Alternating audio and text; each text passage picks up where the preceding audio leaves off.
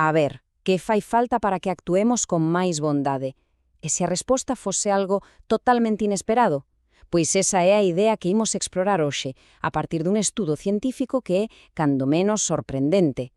E todo comeza con unha pregunta un tanto extraña, sí, pero que vai directa ao miolo da cuestión.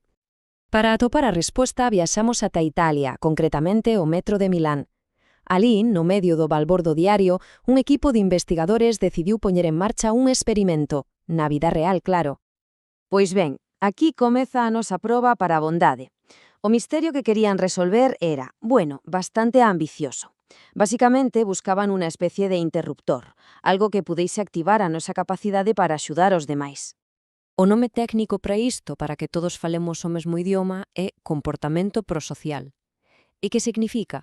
Pois calquera acción voluntaria que busque beneficiar a outros, xa sexa axudar, compartir, consolar, o que sexa. E é que hai que pensar en como funcionamos no día a día.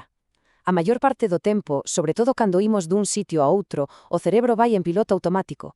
Imos coa nosa rutina, metidos nos nosos pensamentos, e a verdade é que moitas veces nin nos decatamos do que pasa ao redor. Claro, a pregunta é inevitable. Que pasaría se algo nos sacudise? Se algo conseguise desconectar ese piloto automático? Podería unha pequena interrupción na rutina facer que nos fixásemos máis nos demais e, quen sabe, mesmo espertar a nosa bondade? Pois iso é exactamente o que quixeron comprobar co experimento de Milán. Vexamos como o fixeron, porque método ten o seu aquel. A montaxe era, xenial na súa sinxeleza. Tiñan dous escenarios. No primeiro, o que chaman condición de control. Unha muller que aparentaba estar embarazada subía a un vagón xeo de xente e quedaba de pé. A cuestión era sinxela. Cederíalle a alguén o asento? E logo viña a condición Batman. A mesma situación, exactamente a mesma, pero cunha pequena, gran diferenza. Por outra porta do vagón entraba unha persoa disfrazada de Batman. Sí, de Batman. E ollo, que isto non foi cousa dun día. Estamos a falar dun estudo en toda regla, con 138 viaxes de tren observadas no metro de Milán. Cada proba duraba só o que tarda o tren en chegar á seguinte parada, uns 2 ou 4 minutos. A condición indispensable era que todos os asentos estivesen ocupados. E a pregunta clave, claro, sempre a mesma. Ofrecerá alguén no seu sitio a muller? E agora sí, imos ao que todos estamos esperando, os resultados. O que atoparon foi tan, pero tan rechamante que acabaron por poñerlle un nome propio, o efecto Batman. As cifras falan por si soas. Nos viaxes normais, sen Batman, en casi un 38% das ocasións alguén cedía o asento. Non está mal. Pero, cando Batman entraba en escena, esa cifra disparábase ata o 67%. É casi o dobre. A diferenza é, é brutal. Para poñelo noutras palabras, a presenza de Batman facía que a xente tivese case 3 veces e media máis probabilidades de axudar. 3,4 veces máis. É un aumento masivo espectacular do comportamento prosocial. Os propios investigadores resumírono perfectamente no seu artigo. Cito textualmente. O estudo achega probas de que os sucesos inesperados poden aumentar significativamente o comportamento prosocial en contextos do mundo real. Aí o temos, o nacemento oficial do efecto Batman.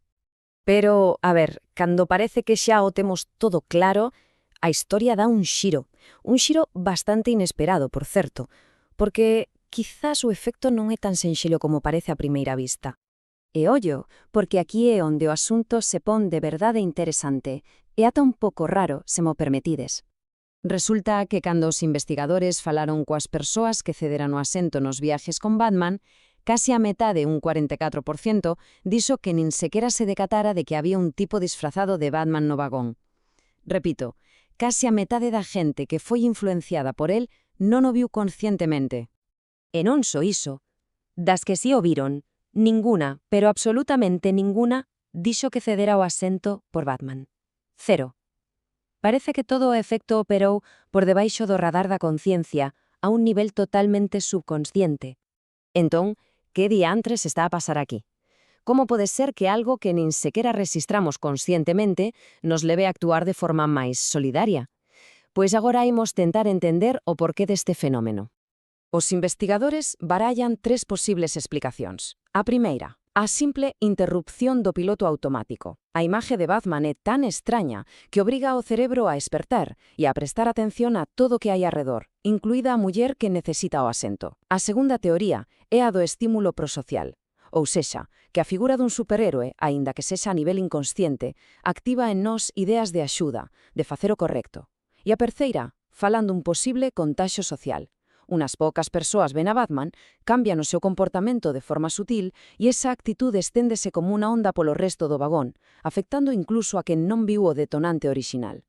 Sexa cal sexa o mecanismo exacto, a conclusión principal é potenciosa. Unha simple interrupción na rutina, algo que nos saque da nosa burbulla, pode facernos moito máis conscientes e sensibles ás necesidades da xente que temos ao lado. O que nos revela este estudo, polo tanto, é un mecanismo incrible para fomentar a bondade. E isto déixanos cunha pregunta no aire, non si? Se algo tan simple como un disfraz de superhéroe pode marcar esta diferenza, que outras pequenas interrupcións positivas se poderían crear por aí para facer o noso día a día un pouco máis amable?